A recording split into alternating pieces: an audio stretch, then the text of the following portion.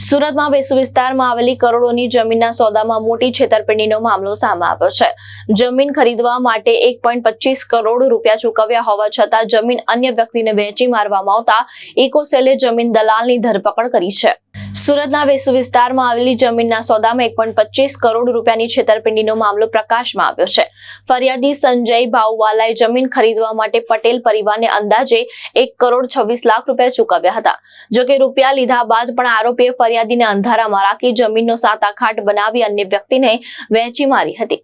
આ મામલે સંજય ભાવવાલાએ વેસુ પોલીસ સ્ટેશનમાં ફરિયાદ નોંધાવતા કેસની તપાસ ઇકોસેલને સોંપવામાં આવી હતી। તપાસ દરમિયાન સામે આવ્યું કે જમીન દલાલ ઇલિયાસ અબ્દુલે કાકાએ ફરિયાદી અને જમીન માલિકો વચ્ચે સોદો કરાવવામાં મુખ્ય ભૂમિકા ભજવી હતી।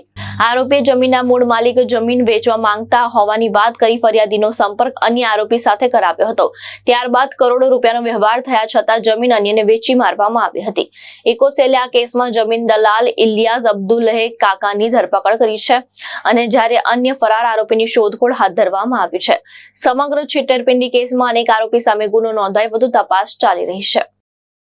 સમગ્ર ગુજરાતમાં ડાયમંડ, ટેક્સટાઇલ, રિયલ એસ્ટેટના વ્યવસાયોમાં પ્રગતિ કરતું શહેર છે અને આ જ પ્રકારના વ્યવસાયમાં ઘણી વખત અસામાજિક તત્વો પોતાની ખરાબ દાનતથી ખરેખર સાચા અર્થમાં જે વેપારીઓ વ્યવસાય કરે છે તેમની સાથે વિશ્વાસઘાત અને છેતરપિંડીના ઉદ્દેશથી વ્યવહારો કરી અને તેમને પોતાની જાળમાં ફસાવતા હોય છે।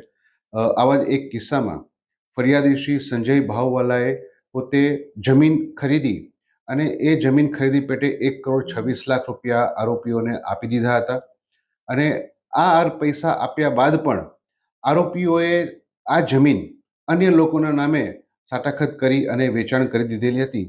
જે અનુસંધાને ફરિયાદીએ સમગ્ર હકીકત જણાવતા ફરિયાદીની ફરિયાદ દાખલ કરી ગુનાની તપાસ ચાલુ કરવામાં આવેલ અને આ ગુનાના કામે જે આરોપીએ પોતે દલાલ તરીકેની પોતાની ભૂમિકા જે ભજવી હતી એ આરોપીની ધરપકડ કરવામાં આવેલ છે। હાલ તપાસ ચાલુ છે। આરોપી જે છે એ શું કરતો હતો અને કેટલા બીજા કોની સાથે આ રીતે કરેલું છે એવું કોઈ ફરિયાદ આવી છે?